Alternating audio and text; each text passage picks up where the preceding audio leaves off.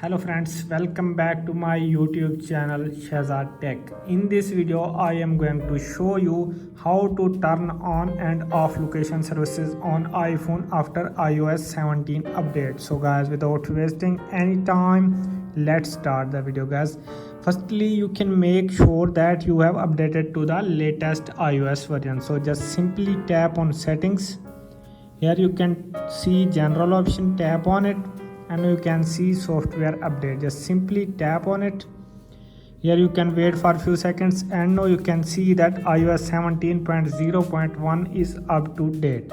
If you have any pending update, just simply tap on download and install and update your device. Then second, you can tap on settings again. Here you can see many options. You can scroll down and now you can see privacy and security. Just simply tap on it. Here you can see location services. Tap on it.